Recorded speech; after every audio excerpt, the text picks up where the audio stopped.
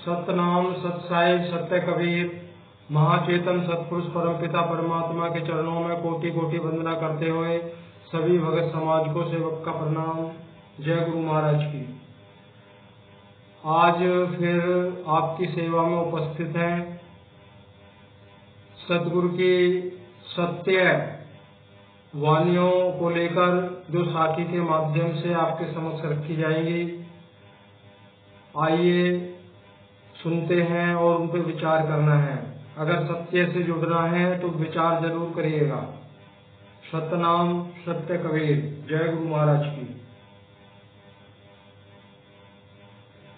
विषय है सार गहनी।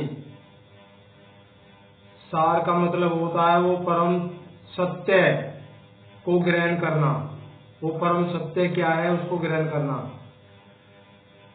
साधु ऐसा चाहिए जैसा सूप सुहाए, कबीरा जैसा सूप सुहाए। सारी सारी को गहे रहे, थोता दे उड़ाए। सार सार को गहे रहे, थोता दे उड़ाए। कह रहे साधु ऐसा चाहिए। या साधु उनको कहा गया है जो सत्य की खोज में निकला हुआ जिज्ञासु। सत्य की खोज में निकला हुआ जिज्ञासु है, उसको साहिब ने यहाँ पे साधु कहा गया है। साहिब साधु या संत ही बोलते हैं जो सत्य के प्रेमी होते हैं, सत्य को पाना चाहते हैं। तो कह रहे जो शिष्य है, जो साधु है, वो कैसा होना चाहिए। उसमें जैसा सूप सुहाए।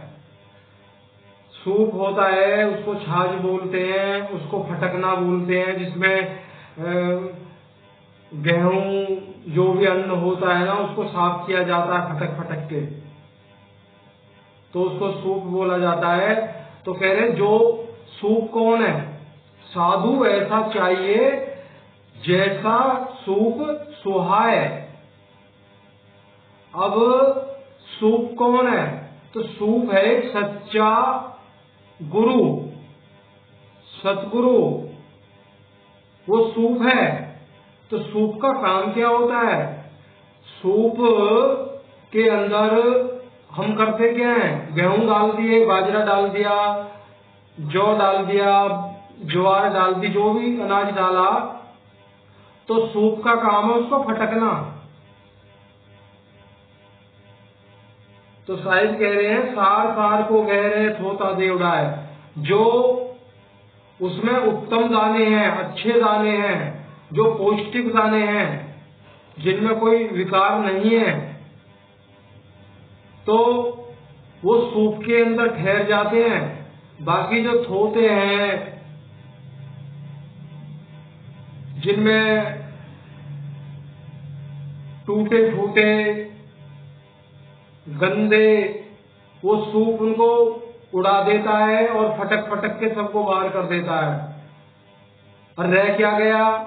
जो सार सार रह गया, जो सत्य है जिनके अंदर, वो रह जाते हैं। बाकी सब को वो सूप हटा देता है। वो सतगुरु सूप रूप में सबको अलग कर देता है। लेकिन उन्हीं साधुओं को अपना शिष्य अपनी शरण में ग्रहण करता है जो उत्तम है।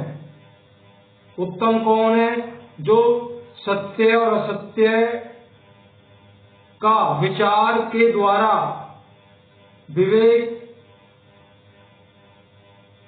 के द्वारा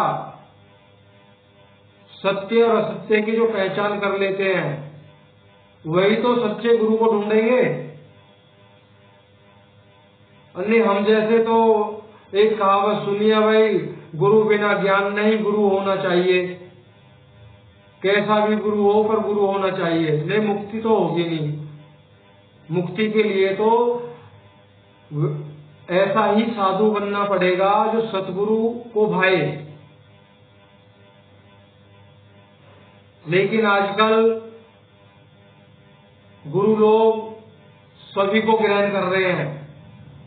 अच्छे हैं, बुरे हैं, कोई भी पाप करते हैं, पुण्य करते हैं, कुछ भी करते हैं, सबको ग्रहण करते हैं।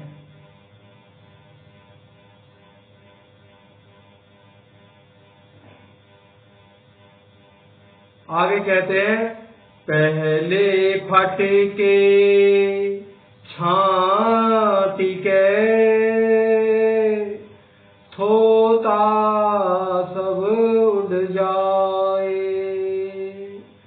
उत्तम भांडे पाइया जो फटके ठहराए। कह रहे पहले तो उनको छांट ही दिया जाता है। उत्तम भांडे रहते हैं, वो बार बार फटकने के बाद भी उस सूप से बाहर नहीं जाते, उसी में ठहरे रहते हैं। फटकना क्या है? जब सत्य पे चलते हैं ना, तो सत्य बड़ा कड़वा है, इस बात को भी ध्यान रखना है। बेस्वादहीन है, स्वाद नहीं आएगा उसमें। जो इन सबको सहन करके उस सतगुरु रूपी सूप के अंदर ठहर जाता है, उसकी मुक्ति होती है। तभी साहब ने कहा है ना, कोई बिरला, हर जगह बिरले का शब्द आता है, लाखों में कोई बिरला होता है जो सतगुरु रूपी सूप को सुहाता है। अब ये लाखों में करोड़ों में जो भीड़ लगी हुई है ना, ये सत्य संगति नहीं है। आगे कहते हैं, सत्संगति है सूप ज्यों त्यागे फटकी असार, कहे कबीरा गुरु नाम ले पर से नाही विकार। कह रहे सत्य संगति सूप ज्यों, कह रहे सत्य की जो संगत है वही सतगुरु की संगत है, वही सतगुरु की शरण के दायरे के अंदर आता है, जो सत्य से जुड़ा हुआ है। कहते हैं पर से नहीं ओ त्यागे फटके असार। चाहे सतगुरु किसी भी माध्यम से उनको लाखों बार फटके, फटकने का मतलब है कि उसको जांचें परखें, लेकिन वो फिर भी नहीं डगमगाए। और कह रहे कहें कबीर गुरु नाम ले पर से नहीं विकार। तो उस हंस के अंदर कोई विकार आने का सवाल ही नहीं होता है, तब उसको आत्मनिष्ठ स्वरूप का ज्ञान देता है सतगुरु। किसी मंत्र में नहीं बांधता। कह रहे मंत्र शब्दार है,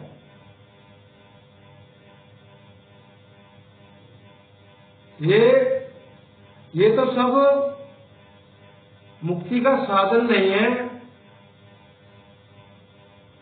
इनकी मंत्रों का जाप करके हम ब्रह्मांड तक पहुंच सकते हैं। उसको साहब ने कहा ना, ये तो एक खोज है, ये आपका आंतरिक अनुभव नहीं है।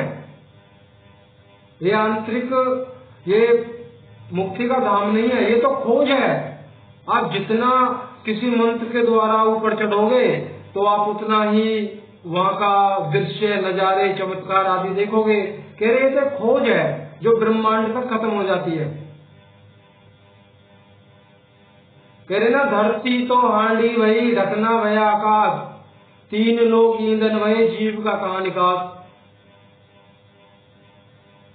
तो ढक्कन तो लग गया ना, ये पिंड क्या है? धरती है, और ब्रह्मांड क्या है? आकाश है, ढक्कन है, ढक्कन लग गया। तीन लोग क्या है? वो ईंधन है। ईंधन किस रूप में? उत्तरे ताप अग्नि में, दैहिक दैविक भौतिक त्रितापों में तपते आ रहे हैं आज तक, और तपते ही रहेंगे। इससे कोई नहीं बच सकता है। जब देह धारण करनी पड़ेगी, ये त्रितापों को भोगना ही पड़ेगा। शाम कितने भी पुण्य करके आए, त्रिताप तो भोगने ही है। त्रिताप में क्या आ जाता है, कोई दैविक आपत्ति में फंस गए, मर गए, या कोई बहुत बड़ा नुकसान हो गया, भूकंप आ गया, सब कुछ तहस नहस हो गया। दैहिक के द्वारा क्या होता है, बड़े बड़े करोड़पति और अरबपति, सेठ साहूकार, सबको भयानक भयानक बीमारियां लग जाती हैं या नहीं लगती हैं? लगती है ना। तो इस त्रिताप के अंदर आता है। या हमारे आंखों के सामने हमारा कोई बच्चा जिसने बहुत बड़ी मेहनत की, एक हादसा हुआ है अभी, एक ही लड़का डॉक्टर बन गया, जिस दिन घर आना था उसी दिन एक्सीडेंट में मारा गया। तो ये क्या है? ये दैहिक ताप है, ये भुगतना पड़ता है, ये मिट नहीं सकता। तीनों ताप हर देहधारी को लगे हुए हैं, जो भी देह धारण करता है। और इन त्रितापों से कौन बचाते हैं? सतगुरु कबीर। उन्होंने साफ साफ बीजक में कहा है, जो सत्य उपदेश पे चलता है उनके ये त्रितापों को हर लिया जाता है। इन त्रितापों को हरने वाले को हरि कहा जाता है। और वो हरि कौन है? परमात्मा। आगे कहते हैं,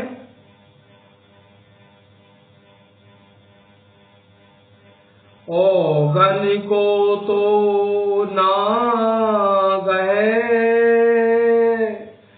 गुण ही को ले दीना, घट घट महु के मधुप ज्यों, परमात्म ले चीना। कह रहे जो सत्य का मार्गी हो जाता है, खोजी हो जाता है, कह रहे वो औगन को बड़े अच्छी तरह से पहचानता है, जानता है, उसकी तरफ बिल्कुल भी नजर उठा के नहीं देखता है वो। और गुण ही को ले दीन, केवल सत्य की खोज में है, वो सत्य को ही खोजता है, चुनता है और अवगुण को वहीं छोड़ता है। कैसे? सतगुरु कबीर साहिब बड़े अच्छे तरीके से समझा रहे हैं। जैसे भंवरा होता है, मधुमक्खी होती है और भी कई कीट होते हैं, वो फूल के घट घट से उस अमृतमयी, उस मिठास को चुनते हैं, जिसको शहद भी कह सकते हैं, उसको चुन चुन के इकट्ठा करते हैं। मधुमक्खी यही तो करती है, कितने अनंत फूलों का रस चूसती है, उसको इकट्ठा करती है। हम बड़े बेरहमी से हमारी नजर पड़ जाए तो लाखों मक्खियां भले ही मर जाए, जला देंगे, फूंक देंगे, ये कर देंगे, वो कर देंगे। उस जरा से शहद को पाने के लिए हमारे अंदर बिल्कुल भी दया नहीं आती है। उनके कितने बच्चे मारे जाते हैं, कितनी मक्खियां मारी जाती हैं। अगर कोई भाई ऐसा करता है तो ध्यान रख के ये समझ लेना कि कई गांवों को उसने उजाड़ा है, कई गांवों को निर्मम हत्या की है, इतना बड़ा पाप लगता है। लेकिन ये सत्य का खोजी इस बात को जानता है। कह रहे जो हंस होता है वो इस तरह से होता है, कहीं भी जाएगा सत्य को चुनेगा, असत्य को छोड़ देगा, असत्य को अंदर तक आने ही नहीं देगा, केवल सत्य जाएगा अंदर। हंसा पे को काडिले, क्षीर नीर निर्वार, ऐसे गए जो सार को, सोजनी उतरे पार। यहाँ पे साहिब ने एक जो पक्षी होता है, हंस होता है, उसमें परमात्मा की कृपा से एक विशेषता होती है, एक विशेष गुण होता है। आप दूध में पानी मिला के रख दीजिए, या दूध के अंदर पानी पहले से भी होता है, तो वो क्या है उसके अंदर विशेषता, वो दूध को पी जाता है, जितनी पानी की मात्रा होती है उसको वही उसमें छोड़ देता है। ये हंस जो मुक्ति पथ पे चलने वाले सत्य के खोजी सत्य मार्गी हैं, उनके लिए साहिब ने हंस कहा है। कह रहे वो इसी तरह नीर क्षीर का निर्वाह करना जानते हैं, वो पानी और दूध को अलग अलग करना जानते हैं, यानी झूठ और सत्य को अलग अलग कर देते हैं। अगर झूठ और सत्य आपस में मिला हुआ है, मिक्स है, मिश्रित है, तो जो सत्य का मार्गी है उसको अलग अलग कर देता है, झूठ को छोड़ देता है, सत्य को ग्रहण कर लेता है। कह रहे जो इस तरह से सत्य को ग्रहण करता है केवल मुक्ति का भागी वही है। अब यहाँ विचार करिए, समझना है हमको कि हम कितने सत्य के खोजी हैं। झूठ बोलना, छल कपट करना, ये सत्य की श्रेणी में आता है, लेकिन इससे भी मुक्ति नहीं हो सकती। साहिब ने कहा ना पुण्य करने से मुक्ति होगी, ना पाप करने से मुक्ति होगी। पुण्य और पाप से न्यारा है वो परमात्मा। हाँ, पाप को छोड़ के पुण्य करने से, सत्य विचारों को धारण करने से, सत्य बोलने से, खून पसीने की मेहनत की शुद्ध कमाई खाने से हमारे अंदर साधुता आएगी, हमारे अंदर साधु भाव पैदा होगा। जब वो भाव पैदा होगा तो साहिब की कृपा होती है, जब कृपा होती है तो हमारे अंदर विवेक आता है, जब विवेक आता है तो सत्य की पहचान करने की ताकत मिलती है, तब पहचाना जाता है सत्य को, तब हम हंस की श्रेणी में आते हैं। क्षीर रूप सतनाम है, नीर रूप व्यवहार, हंस रूप कोई साध है, तन का छाननहार। अब देखें अभी साधु जो साध कहा है, हंस रूप कोई साध है।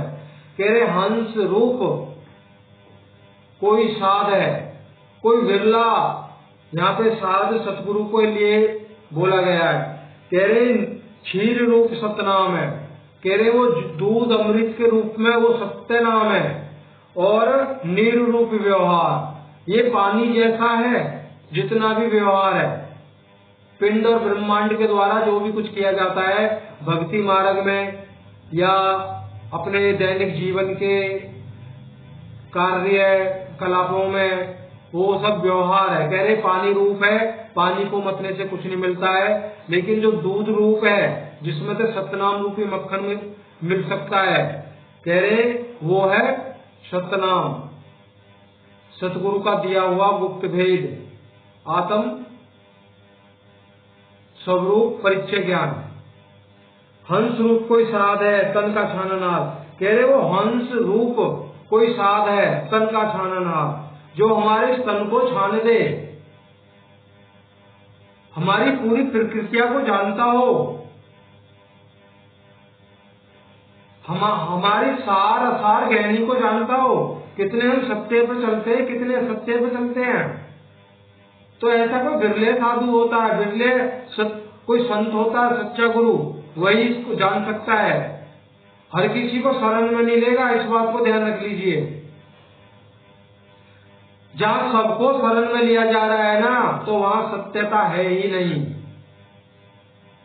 सतगुरु ने साफ कहा है, YouTube के माध्यम से हजारों वीडियो डाली हुई है, लाखों वीडियो डाली हुई है, सच्चे गुरु की पहचान, सच्चे गुरु के लक्षण। क्या लक्षण बताओगे, क्या पहचान बताओगे? सच्चे मोटे तौर पे यहाँ तो सेवक बोलता है ना, सच्चा जो गुरु होगा वो तो पागल के समान होगा, जो पागल के अंदर प्रतिक्रिया चलती है वो वही गुरु के अंदर चलती है, और यही सत्य है। पागल अपने घर में जो बच्चा होता है, जिसको हम एक पागल की श्रेणी में समझ लेते हैं, बुद्धि नहीं है, विवेक नहीं है, वो अपनी धुन में मस्त रहता है। घर में कितना ही बड़ा दुख दर्द कलेश पैदा हो जाए, कितनी बड़ी खुशी हो जाए, वो समदृष्टि, उसको किसी से कुछ लेना देना नहीं। तो जो गुरु होता है वो समदृष्टि होता है, उसको किसी भंडारे से लेना देना नहीं, उसको शिष्यों की चाह नहीं, वो तो एकांतवासी होता है। शरण में लिए हुए शिष्यों से भी वो अलग रहता है, शिष्यों के अंदर रहता है, वो झुंड में नहीं रहता।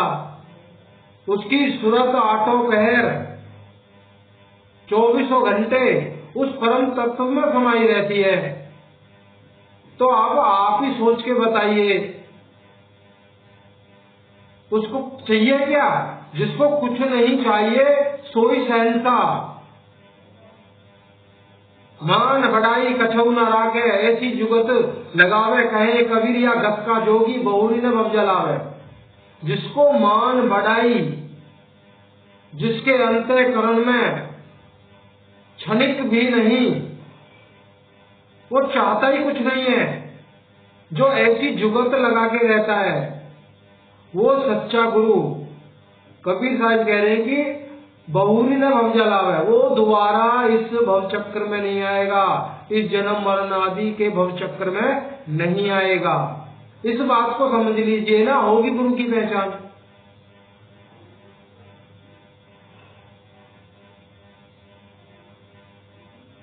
आजकल तो कहते हैं जी हमारे सत्संग में चलो, लड्डू जलेबी का, देसी घी में लड्डू जलेबी का भंडारा, ऐसा है वैसा है, ओ इतने बड़े बड़े पंखे लग रहे हैं, एक बार चल के देखिए। अरे देखना नहीं है, अगर आपके गुरु में ताकत है तो जो देखना है उसे दिखाइए। नहीं दिखा सकते तो ये तो मेला है, मेला जो 4 दिनों का है, फिर रहना है उदास, अकेला जाना है, ना कोई गुरु साथ में नहीं कुछ। जिस रास्ते को अपनाया वही कर्म हमारे साथ जाएंगे, और कहाँ डालेंगे कुछ नहीं पता। गुरु की पहचान, लाखों वीडियो बना के डालते हैं गुरु की पहचान। अब एक शब्द और लेते हैं साहिब का, ये सारगहनी का समापन होता है। कबीर ये जग आंधरा जैसी अंधी गाय, बछड़ा था सो मरी गया ऊभी चाम चटाए। यहाँ पे साहिब कह रहे हैं कबीर ये जग आंधरा जैसी अंधी गाय। साहिब कह रहे हैं ये जग क्या समझाऊं इनको, मेरे साथ तो वो प्रतिक्रिया हो रही है, ज्ञानी से कहूं क्या, वो तो अपने ज्ञान में मद है, चूर है, घमंड है, वो तो सुनता ही नहीं है। और जिनको सुनना चाहिए वो अंधे हैं, वो मेरे पास तक नहीं आते। तो भैंस के आगे बीन बजाने का फायदा क्या है, जो उस बीन की धुन को सुन तो सकती है, महसूस नहीं कर सकती है कि क्या हो रहा है, उसका आनंद नहीं ले सकती हो। तो साहब ने कहा है ना, ये जग तो उस अंधी गाय के समान है, जिस गाय का बछड़ा जो बच्चा होता है वो तो मर गया, अब उसकी चमड़ी का एक खल बच्चा बना दिया जाए, उसमें भूसा वूसा भर के ऐसा ही बना दिया जाए और उसके सामने खड़ा कर दीजिए, वो चाटती रहेगी उसको, ऐसा होता है। आजकल के 25-30 साल के बच्चे जो है वो तो जानते नहीं है, लेकिन हाँ 40-45 साल के जितने भी ये इससे ऊपर के हैं, पहले ही प्रक्रिया होती थी। अगर जब गाय या भैंस का बच्चा मर जाता था तो दूध, बिना बच्चे के दूध कैसे निकालने देगी, तो उसकी चमड़ी को जो उस मरे बच्चे को ले जाता था उससे बोल दिया जाता था भी चमड़ी का एक डुप्लीकेट बनाना है, क्यों चमड़ी में जो स्मेल होती है ना, वो हर माँ बच्चे को अपनी माँ की स्मेल को पहचानता है और माँ बच्चे की स्मेल को पहचानती है। तो उसका हमारे सामने स्वयं हुआ है ऐसा, हमने भी एक बार बनवाया था। तो उसको अब साहब ने तो कहा ना अंधी गाय। अब यहाँ तो आंखों देखी हुई भी वो मरे हुए बच्चे को नहीं पहचान रही है। हल्का सा उसके स्तनों की तरफ कर दिया, बस बैठ के उसके नीचे दूध निकाल लिया, वो चाट रही है उसी को। कह रहे साहब यही तो हो रहा है आज। हम देखते हुए भी अंधे हैं। सत्य से लाखों, सपने में भी सत्य तक हमारी पहुंच नहीं है। झूठ से जुड़े हुए हैं, झूठ से देखते हुए झूठ से जुड़े हुए हैं।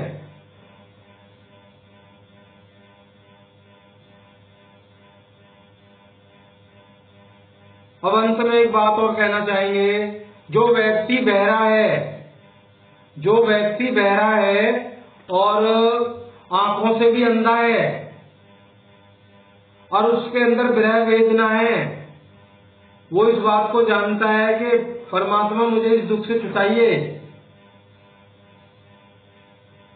वो गूंगा बहरा दोनों है। अब बताइए, जो आजकल जो भक्ति का मार्ग चला हुआ है, जो मुक्ति का मार्ग चला हुआ है, उस बहरे आदमी को क्या हक नहीं है मुक्ति का? इस बात पे विशेष ध्यान दीजिए, इस बात पे विशेष ध्यान दीजिए। जो अंधा बहरा है, क्या उसको मुक्ति का हक नहीं है? साहिब ने कहा सबको हक है। बड़े से बड़ा पापी भी इस रास्ते पे आ सकता है। कितना भी बड़ा पाप किया हो, ये ना सोचे कि मैं पापी हूँ, मेरा उद्धार नहीं हो सकता। बिल्कुल हो सकता है। साहिब के दृढ़ सिद्धांत को अपनाना होगा। और जो पहले जो कर दिया तो कर दिया, सोच के विचार के साहिब ने कहा एकदम अलग हो जाइए, दोबारा पलट के मत देखिए उन जो कुकर्म आपने किए हैं, तो आपका उद्धार होना निश्चित है। तो वो अंधे बहरे का क्या हक नहीं है मुक्ति का? आप कोई मंत्र दोगे उसको मुक्ति के लिए, वो सुन नहीं सकता है। कोई ध्यान करने के लिए उसको आप बता नहीं सकते उसको, वो देख नहीं सकता है। बताइए,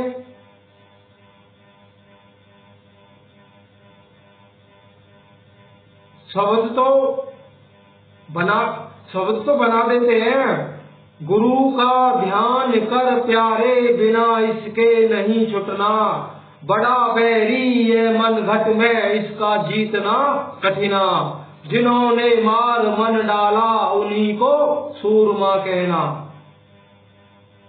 बात सत्य है,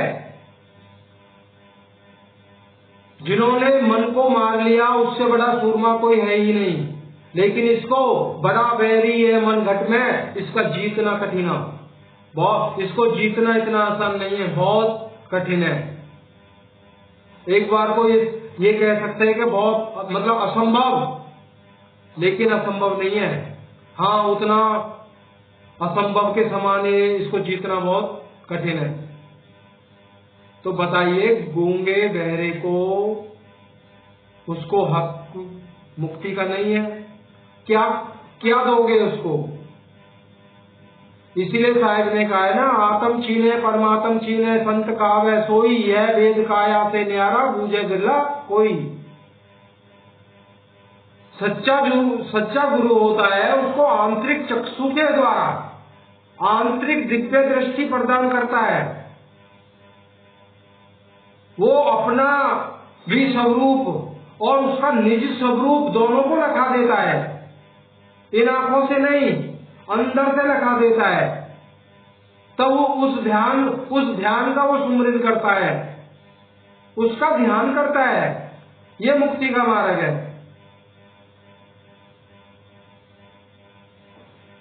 अब विचार करना नहीं करना ये सब आपका है, आपका अपना मत है, आपका नजरिया है। तो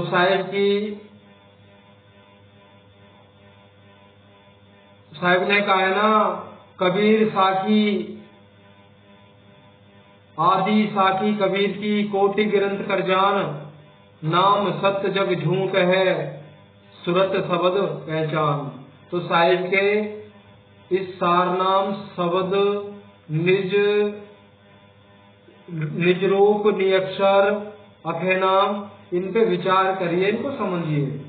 शब्दों के द्वारा मुक्ति नहीं होगी, ये तो स्वर व्यंजन संयुक्त वर्णात्मक धुनात्मक अनित्य नाम है, नित्य नहीं है। इनके द्वारा शायद में स्पष्ट कर दिया है कि इनके द्वारा आपकी मुक्ति नहीं हो सकती है। सतनाम, सत साहिब, सत्य कबीर। जय गुरु महाराज की। आप सभी कुशल रहे, खुश रहे।